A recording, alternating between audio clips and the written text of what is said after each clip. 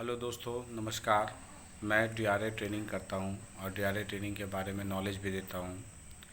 अभी मैं DRA training कर रहा हूं, लेकिन जितना मैंने सीखा है और सोचा है उससे मैं सोचता हूं कि मैं आपको भी साझा करूं, इसके बारे में शेयर करूं, क्योंकि आपको भी पता चले कि डीआरए ट्रेनिंग करना क्यों ज़रूरी है। क्योंकि अगर आप डीआरए ट्रेनिंग नहीं करते हैं, अगर आप मान लीजिए आप किसी भी कंपनी में रिकवरी एजेंट हैं या बैंक से हैं, तो आपको डीआरए क्यों करना चाहिए, इसी बात के लिए आज मैं आपसे बात करने आया हूँ। देखिए, मेरा चैनल नया है और मुझे इस चीज़ का आइडिया है नहीं कि कैसे मतलब बात किया जाता है, कैसे क्या बोला जाता है, कैसे सब्सक्राइबर गेन किया जाता है, कैसे फॉलो बढ़ाया जाता है।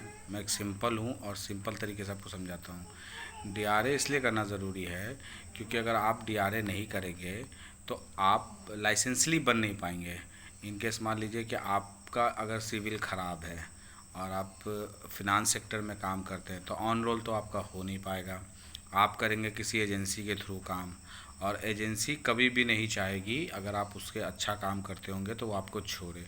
बट आने वाले समय में जनवरी 2027 में जिसके पास डीआरए का सर्टिफिकेट नहीं होगा, आरबीआई उसको एजेंट नहीं मानेगी और ना ही उसको काम करने देगी, क्योंकि अब कस्टमर बहुत ज़्यादा जागरूक हो चुका है और वो उसको सारा नॉलेज है। इसलिए आप डीआरए ट्रेनिंग करें। डीआरए ट्रेनिंग करने के लिए कम से कम 100 घंटा आपको ट्रेनिंग करना होगा। वो एजेंसी ही खुद प्रोवाइड करवाती है जिसको डीआरए कराना होता है। आप एजेंसी को बोले कि मुझे डीआरए करना है, डेथ रिकवरी एजेंट होता है उसका फुल फॉर्म, तो वो आपको एक डीआरए का वो फॉर्म भर देंगे जिससे आपका हो जाएगा। ऑनलाइन ही सारा क्लास होता है और 1 महीने क्लास करने के बाद आपका फिर एग्ज़ाम होता है, जिसमें 100 मार्क्स का वो टोटल एग्ज़ाम होता है और जिसमें से 50 लाना पड़ता है। ये लाइफ टाइम का अचीवमेंट होता है। एक बार आप कर लिए, आप लाइफ टाइम का डीआरए सर्टिफिकेट आपको मिल गया।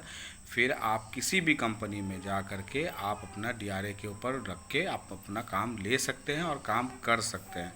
डीआरए करने के लिए आपको कोई ये नहीं है कि हाँ आपको ग्रेजुएशन होना ही होना है। अगर आपने 8 क्लास भी पढ़ा है, 10 क्लास भी पढ़ा है, 12th भी है, तो भी आपका, लेकिन ग्रेजुएशन में ये चीज़ जो है वो सिर्फ 100 घंटा आपको इंटर लेवल पे है। अगर ग्रेजुएशन है तो उस पर आपको सिर्फ 50 घंटा ही करना होगा।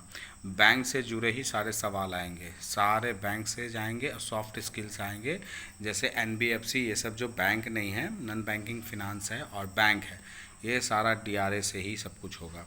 तो डीआरए करना बहुत ज़रूरी है। इस जो भी फिनंशियल फील्ड में काम कर रहा है उसको डीआरए करना बहुत ज़रूरी है। ठीक है, आज के लिए इतना ही है।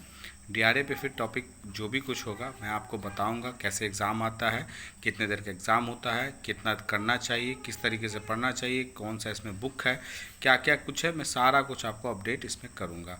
अगर आपका कोई कमेंट हो तो आप मुझे कमेंट करें, मुझसे सवाल पूछ सकते हैं डीआरए के रिलेटेड, बैंक के रिलेटेड। और आपको अगर मेरी वीडियो अच्छी लगी हो तो मेरा मनोबल बढ़ाइए और मुझे आगे बढ़ाइए कि मैं आप लोग के बीच बना रहा हूँ। धन्यवाद।